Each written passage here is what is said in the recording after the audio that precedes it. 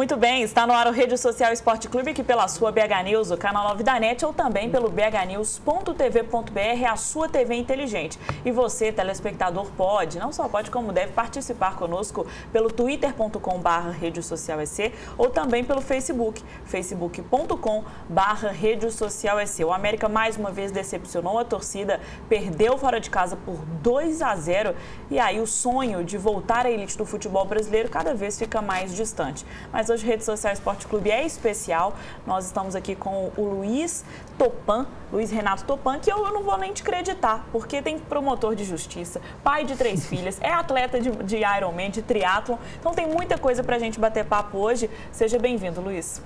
Obrigado, bom dia, Bárbara, bom dia, telespectadores. É um prazer estar aqui. Vamos bater um papo sobre esse esporte tão desconhecido que é o triatlon. É isso aí. Vinícius Fonseca mais uma vez aqui conosco para a gente bater esse papo de triatlon, que é desconhecido para o pessoal, para o Rede Social já está. Com certeza, familiar. Isso que eu ia comentar aqui agora. O Rede Social Esporte Clube cada vez mais triatleta, né? Toda semana praticamente nós trazemos um atleta diferente aqui desse esporte, que é um esporte muito bonito, muito emocionante, porque é um esporte que envolve sempre a superação do corpo humano, é um esporte que exige muito do corpo humano e é por isso que a gente precisa valorizar esses atletas. Isso mesmo, nós estivemos aqui com o Diogo Sclebin, que representou o Brasil em Londres e, claro, vai representar ainda muito mais o nosso país. Mas hoje eu quero falar com o Topan e quero saber como começou a sua carreira, porque foi lá atrás, você não tem só o triatlon como única atividade, então começa contando a sua história dentro do esporte pra gente. Na verdade, vem da infância, em que uma educação assim, bem rigorosa da minha mãe, nós éramos obrigados, nós somos 3 homens, né? Obrigados a fazer 2 esportes. E ela falava com a gente, se vocês se destacarem competindo, pode fazer só um. E eu comecei a me destacar na natação, então me dediquei, minha infância, juventude toda à natação, participei da seleção brasileira, nadei nos Estados Unidos, alguns meses na Universidade de Miami. E quando comecei a faculdade de Direito, acabei, por falta de tempo, abandonando, né, a natação, que só voltou. Aí mexi muito tempo também com escalada, de alta montanha, gelo, etc. E voltei aos 37 anos para a natação através do triatlon. Pode-se dizer, então, que por causa dessa origem na natação, das 3 modalidades do triatlon, essa seja a sua prioridade, a sua especialidade, melhor dizendo? Com certeza sim é um ponto forte, mas o grande segredo do triatlon, principalmente de longa distância, é o equilíbrio. Hoje eu procuro manter o equilíbrio entre as 3 modalidades, mas com certeza, mesmo em nível mundial, a minha natação é o destaque. Você se destaca na natação. Né? É onde eu costumo falar eu ganho uma gordurinha, vamos dizer assim, para poder liderar a prova, etc, etc. Agora, como que foi a sua transição de apenas nadador para um atleta de triatlon? É aquela história de que, agora eu já sou muito bom na natação, eu quero me superar, quero ter um novo desafio. Foi assim ou foi de uma forma mais natural a sua transição de apenas nadador para o triatlon? Na verdade, houve um intermeio com a escalada de alta montanha. Eu parei de nadar com 16 anos, comecei a escalar com 20 e pouco e escalei mais de 10 anos. E aí eu tinha, como eu fazia escalada de gelo e alta montanha, um esporte de alto risco, já participei de vários resgates, já tive vários congelamentos, etc. Eu prometi para minha família, para minhas filhas, parar com 40 anos. E estava buscando, assim, o que eu vou fazer agora, né? Ficou sem graça? Não é nem sem graça, assim, eu tinha que parar pela promessa que eu tinha feito e não estava conseguindo achar um outro esporte. E de repente, através do amigo, eu cheguei no triatlon, aí voltei a desenvolver a natação e me inseri também no ciclismo e na corrida. E nunca mais se envolveu com as escaladas? Não, eu cumpri a promessa, em 2005 eu abandonei. Eu abandonei até antes, com 38, 39 anos, eu abandonei. Quando eu encontrei o triatlon, eu já me dei por satisfeito com a escalada e também por alguns eventos, etc. Você falou das suas filhas, você também tem 3 filhas, né? Ou seja, o número 3 está sempre envolvido na sua vida. Sempre. 3 homens e com 3 mulheres. Agora, essa experiência com escalada, de gelo, que não é muito tradicional para atleta brasileiro, como que nasceu essa vontade? Você que bateu recorde de velocidade no Aconcagua em 2005. 2005, foi então o último ano de escalada e bateu um recorde. Como é que foi essa experiência? Aí começou, na verdade, eu ia fazer uma viagem para a Patagônia, que envolvia assim, uma parte de escalada, e meu irmão mais velho, que já era escalador, falou, faz um curso de escalada de rocha para você ir já com uma certa noção. E aí eu me encontrei com uma família de escaladores, a mais famosa aqui de Belo Horizonte, que tem uma academia, a Rocas, a família Ourix, que são todos, desde a mãe com 60 anos, que acho que a Mary deve ter, até o irmão mais novo, que tem 20, todos escalam. Aí começamos a escalar rocha, e um dia o meu amigo, o Everton, que é o pai da família, falou, vamos para Aconcagua? Eu falei, vamos. E aí começamos a militar nessa área de alta montanha, gelo, e foi se desenvolvendo normalmente. E o que aconteceu que te fez parar? Você comentou aí de experiências de resgate, que suas filhas pediram para que parasse. O que não foi um ponto específico, né? Mas assim, o que culminou foi no ano de 2005, que eu estava buscando já há uns 2 anos bater esse recorde. Eu bati esse recorde e também, infelizmente, participei do resgate de um casal brasileiro, no qual a mulher nós conseguimos salvar, mas o homem morreu na minha frente. Um dentista de São Paulo, que foi até... passou na mídia na época. Na volta dessa subida, eles estavam... Na verdade, eu escalei no dia seguinte. Eles estavam presos na canaleta final do Monte Aconcagua. E aí, quando eu tinha escalado, eu passei por eles, mas estava nublado, eu não vi.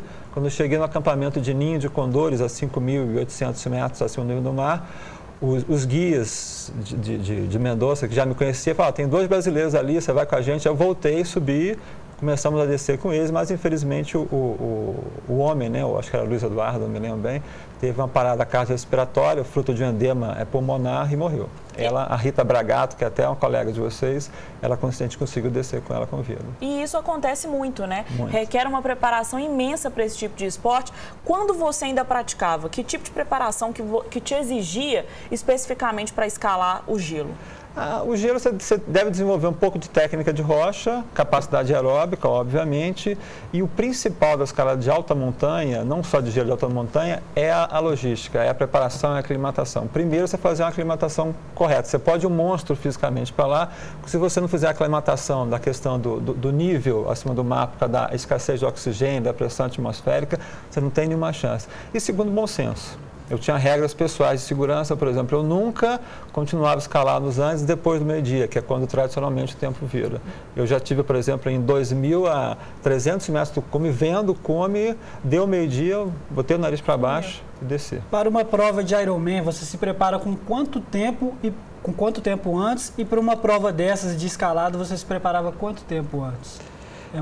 É bem diferente. Assim, a prova de escalada depende se a escalada é técnica, se a escalada é de alta montanha, que a demanda é mais aeróbica. Para o Ironman ou para o meio Ironman, logicamente que eu estou falando de um atleta que nem eu, que já tem uma base de 10 anos de treino. Assim, eu foco o treinamento específico 4 meses antes. 4 meses é um tempo assim, bem razoável para um atleta já com uma base sólida se preparar para uma prova dela. Não para o iniciante, obviamente. Agora, Topan, eu estava lendo ontem um site em que você deu entrevista, ou se você escreve para ele, você me corrija, por favor, mundotri.com. Você falando sobre o cuidado da mente, que também precisa disso, né? Você lá escalando um gelo, você disputando um Ironman, é você e você, sua bicicleta e o mar e a corrida. E não tem que ter um trabalho da mente também muito grande, né? É o que eu costumo falar, não adianta você ir só com a mente, óbvio, né? Você tem que ir bem treinado, mas não adianta nada você ir só bem treinado, porque chega um momento, se você, lógico, estão falando de uma disputa assim, em nível de mundial, uma disputa assim mais séria em termos de performance. Em termos de performance, chega um momento que você vai esbarrar no seu limite. Isso aí inafastável. E nesse momento, quem vai determinar se você continua ou não é a sua mente. A preparação mental, assim, eu arrisco a dizer que é 30% a 40%, porque vai todo mundo até o mesmo nível, tá todo mundo, no campeonato mundial está todo mundo muito bem treinado, mas vai obter uma performance melhor, assim, para ser bem claro, quem souber sofrer mais, quem souber sentir mais dor e seguir. Basicamente é isso, Ironman e meio Ironman. Não faz bem para a saúde, mas é isso. E, Luiz, você foi 2 vezes vice-campeão do aquatlon. Eu queria que você explicasse para a gente o que é isso. São variantes. Nós temos o triatlon, como o nome diz, né? Que é a natação, o ciclismo e a corrida. A gente tem o duatlon, que envolve só o ciclismo e a corrida, inclusive o Adriano, o Diogo já foram campeões brasileiros de aquatlon. Ano passado, acho que o Diogo, no retrasado, o Adriano, que já veio da entrevista aqui, de duatlon, desculpa. Então, duatlon, ciclismo e corrida. E o aquatlon tira o ciclismo, ou seja, é corrida e natação. A corrida está presente em todos? A corrida está presente em todos, correto. No aquatlon, por exemplo, tanto esse da Suíça como do Havaí, 2005 e 2006, você corre 2.500 metros, mergulha, nada 1.000 metros, sai e corre mais de 2.500 metros. Agora, passando aqui pelo seu currículo, a gente vê que já passou por vários países também. Havaí, Suíça, Texas, estado, né, também nos Estados Unidos. Existe um lugar mais propício para praticar Ironman, para praticar uma prova, ou não existe isso? A gente costuma dizer assim, que os organizadores do Ironman eles têm uma certa tendência, né, ao sadismo, né, que eles escolhem os piores locais do mundo. Né? O Havaí é o famoso tudo de ruim, né? Ou seja, uma água mexida, natação lenta, um ciclismo, uma corrida assim, só de subidas e descidas, que a gente chama de rolling hills, com um sol assim, causticante, sem sombra, umidade terrível. Cozumel, a mesma coisa. O Texas, muito quente, árido, a gente faz no deserto. Las Vegas nem se fala, né? Essa experiência da semana passada foi talvez a pior que eu já tive. Porque lá é no meio do deserto, né? Nevada, né? Exatamente. Por quê? Que experiência que foi essa? Porque você, há muitos anos de atleta, tem experiência, sabe trabalhar a mente, estava muito bem treinado, mas está propício também. Nada impede que você passe por umas experiências ruins também durante a prova. O que aconteceu em Las Vegas foi o seguinte: o percurso de natação ele é uma água muito pesada, que a água doce é mais pesada, lá foi um lago, uma água muito pesada. O ciclismo em Rolling Hills não era nem tão duro o ciclismo, mas no meio do deserto, ou seja, um calor insuportável, assim. E no dia da prova ficou úmido, o que é pior, o calor seco é muito melhor do calor, ficou úmido. Então todo mundo quebrou. E a corrida, além de a gente correr, por exemplo, eu comecei a correr às 11h30 da manhã, comecei a correr uma meia maratona às 11h30 da manhã. O percurso era muito cruel, é uma meia maratona, 21 quilômetros, eram 3 voltas de 7, você descia 3,5, subia 3,5. E para o leigo pode parecer, não, beleza, você desce, sobe, não, mas você para descer, disputando uma prova, você tem que descer, que a gente chama assim, com o corpo solto. Então você desce maltratando toda a sua musculatura, articulações. Por isso que todo mundo fala que descer é pior do que subir. Pior. Então você descia 3,5, a gente costuma falar assim, socando, chegava lá embaixo, virava o nariz e tinha que subir 3,5. Então foi um percurso muito duro. Assim, eu na corrida, assim, minha experiência de 10 anos, nunca sofri tanto. E lá foram quantos quilômetros? É o meio Ironman, que é o padrão, né? 1.900 de natação, 90 de ciclismo e a meia maratona, 21K de corrida. Que é o 70.3 que você estava me explicando mais cedo. Em milhas, né? Em milhas, 70.3 milhas, somando as 3 modalidades. E você é campeão também em seis etapas do circuito mundial do Ironman. Qual foi dessas etapas a mais difícil, a mais desafiadora? E como que funciona também, né? Porque a gente até então achava que o Ironman era de uma vezada só. Existem essas etapas também? Essas etapas são classificatórias. Para você ter direito a disputar o Mundial, seja de meio, que foi em Las Vegas, seja Ironman, que eu participei no passado, vai ser agora 2012, acho que dia 13 de outubro. Sempre no Havaí. Né? Sempre no Havaí, na Ilha de Kona. Então, você tem que se classificar. Existem etapas, salvo engano, 24 etapas de cada modalidade, do Full Ironman e do Meio Ironman. Então, você tem que participar e classificar, ganhar, tirar segunda, etc., numa etapa dessa, para poder ter direito a você disputar. Então, essas etapas que eu participei, algumas foram só por participar, como o do Campeonato Norte-Americano no Texas, outras com objetivo classificatório para os mundiais. Você ganhou 6 dessas 24? Sim. Não foi num ano só. No curso, vamos computar aí desde 2007, vamos dizer assim. Né? E você lembra de todas? Quais os lugares que foram? Eu ganhei no Brasil uma vez, Brasil 2007, Texas 2008, meio Ironman 2 vezes no Brasil, 2010, 2011, Cozumel fui em segundo lugar. O pneu furou. Não que eu fosse ganhar se não furasse, né? Mas o pneu furou. Né? 2010, no Arizona também. Salvo engano, isso. No Brasil é aonde essas competições? No Brasil, Full, em Florianópolis, que é no mês de maio, último domingo de maio. E o meio, né, é sempre em Penha, que é a cidade do Beto Carreiro, todo mundo conhece. É um balneário de Santa Catarina. Ô, Topão, você está comentando aí que eles escolhem, assim, parece que de forma proposital, os piores lugares do mundo. Existe um lugar que seria o melhor do mundo para se praticar o esporte? Olha, como prova, pode parecer, assim, que eu estou puxando a sardinha para a gente, assim, o Ironman Brasil, seja o Full, seja o meio, são assim fantásticos. Eu sempre recomendo para os colegas assim, de fora que a gente encontra nesses mundiais, vai fazer lá, porque é a zona verde que a gente chama, é um Ironman mais tranquilo, porque nenhum Ironman é tranquilo, lógico, né? Mas ele tem uma temperatura super agradável, por exemplo, Ironman em maio, em Florianópolis, o outro é em agosto. A natação ela é com roupa de borracha, o que facilita muito, assim, a flutuabilidade aumenta, o percurso é razoavelmente plano, então são condições. E o principal também, pode parecer suspeito, né, a gente elogiar porque é aqui do Brasil, a organização, ela não deve nada e eu posso dizer assim, sem medo, que é melhor do que o Mundial. É mesmo? A organização, assim, dá orgulho. A organização do Ironman Brasil Full e meio são, assim, um exemplo. A gente brinca até que o pessoal, a organização assim, mundial, né, o pool, um dia vai mandar o organizador piorar um pouquinho, que eles vão passar vergonha, né? Porque o mundial, assim, não que seja mal organizado, mas o Brasil é bem melhor organizado. E assim, com todas essas condições propícias ao triatlon, pode-se dizer que o Brasil é uma potência nesse esporte ou ainda está muito atrás dos outros países? Muito atrás, porque a gente não tem estrutura para o atleta, né? Diária, né? Diária. Você vê, por exemplo, o Diogo, o que foi atleta olímpico, o Adriano, que veio aqui, que já foi campeão de etapas profissionais do Ironman. Eles basicamente não têm patrocínios, têm alguns apoios, então isso é muito difícil. E a estrutura para treinar, assim, em Belo Horizonte, quem faz triatlon, assim, é herói. Não tem onde pedalar, não tem onde correr. Para nadar, você tem que ser sócio de um clube caríssimo.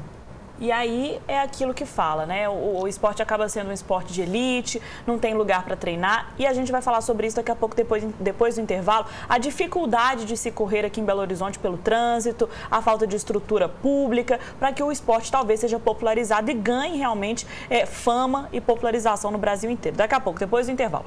A gente já volta.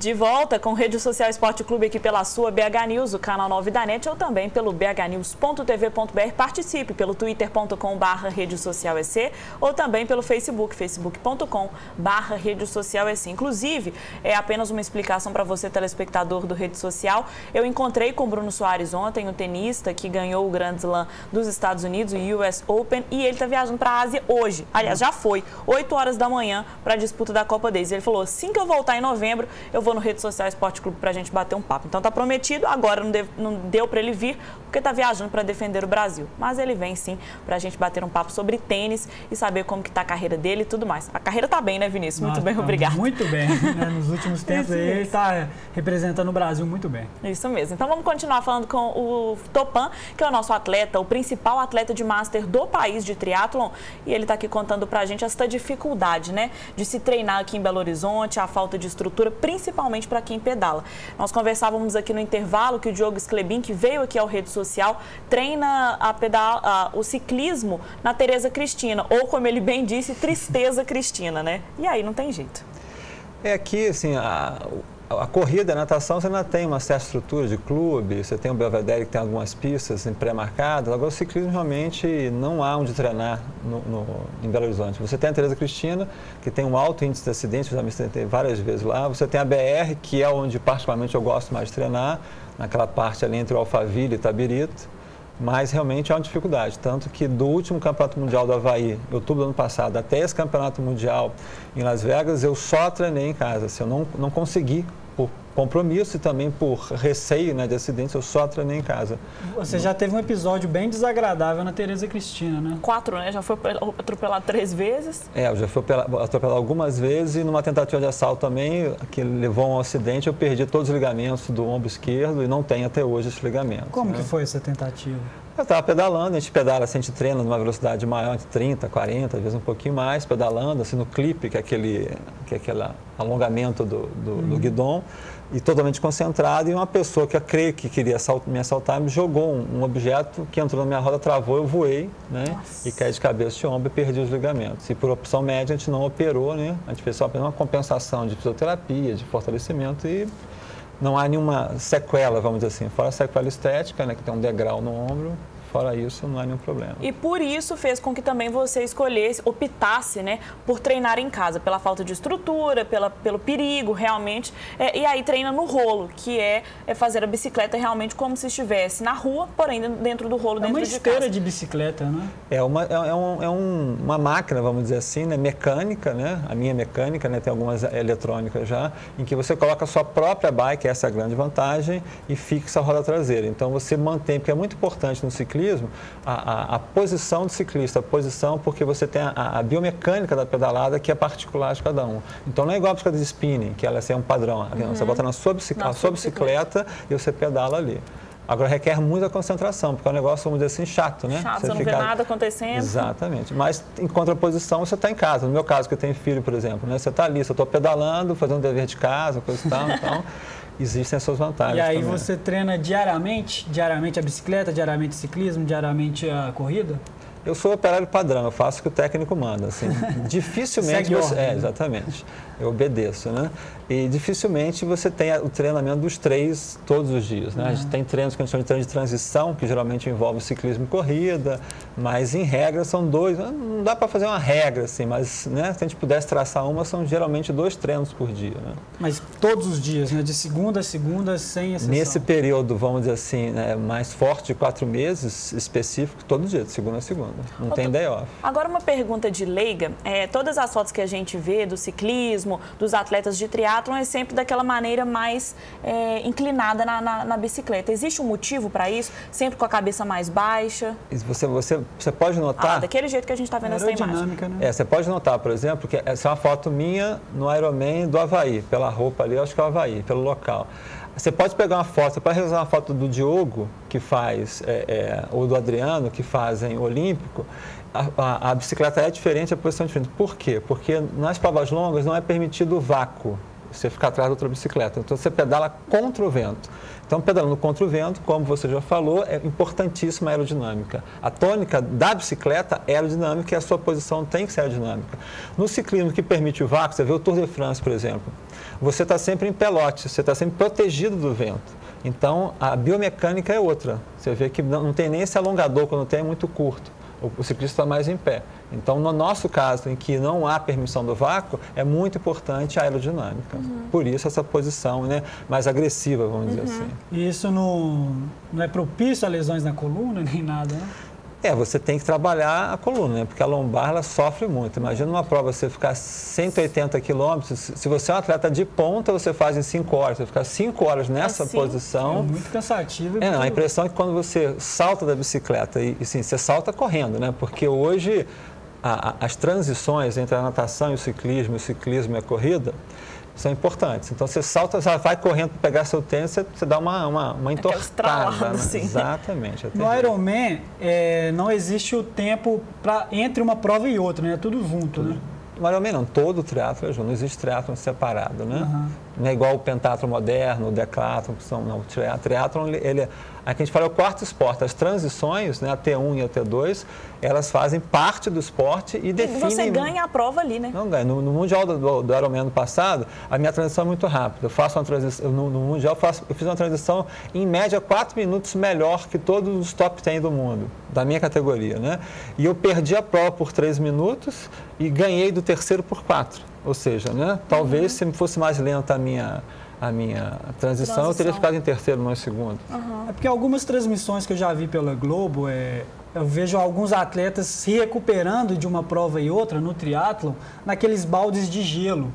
Que eles entram no balde, numa piscininha de gelo ali, e aí eles se recuperam entre uma prova e outra. Qual que é aquela ali? Esse é o modelo que os australianos criaram para a televisão, que a gente chama de Fast Triathlon, que são 3 baterias separadas. Então, são 3 triatlinhos pequenos com intervalo entre eles. Então, entre esses triatlons, entre essas baterias, eles usam a crioterapia, né? Ou seja, o gelo. Entre as provas, não. Né? Tanto que não existe oficialmente, ainda não existe oficialmente essa modalidade. É uma coisa para a televisão. É um modelo feito para a televisão que algumas redes aqui no Brasil também trabalham. Então, para a gente fechar, eu queria que você falasse como que você concilia a vida de atleta, treinando de segunda a segunda, e também a vida de promotor de justiça, que requer muito, né?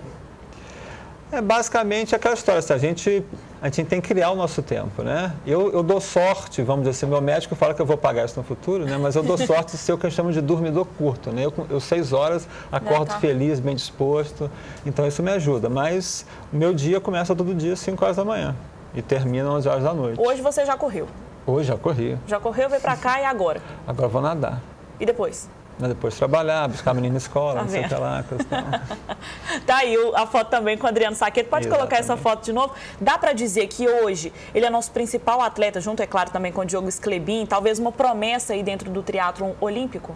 Eu acho que aqui em Minas são os 2 grandes atletas que nós temos, o Diogo, que é um atleta olímpico, e o Adriano, que tem tudo para participar da próxima Olimpíada. Ele disse que você é o pai dele no esporte. A gente tem assim, porque coincidentemente a gente começou a fazer o esporte juntos em 2004, ele com 16, 17, eu com 30 e tantos, né? E há também, por coincidência, uma identidade física entre a gente, né? E a gente se gosta muito, a gente é muito amigo, então todo mundo conhece a gente um pai e filho mesmo no triatlo, né? Meu filho do triatlo, arrumei mais um. Viu? Agora os dois vão voltar juntos para poder falar realmente desta relação. Muito obrigada, Topão, pela sua palavra aqui, sua participação. Parabéns pela vida que tem e tomara que o triatlon conquiste realmente o público brasileiro para que em 2016 tenhamos um grande espetáculo aqui no país, né? É o que nós esperamos também. Muito obrigada, volte sempre. Eu e o Vinícius Fonseca estaremos de volta amanhã, gente, para falar de Campeonato Mineiro de Surf. Não é na Lagoa da Pampulha, não, pode ficar tranquilo. Campeonato Mineiro apenas para atletas daqui de surf. Fique ligado, amanhã no Rede Social Esporte Clube. Um beijo e até amanhã. Até amanhã.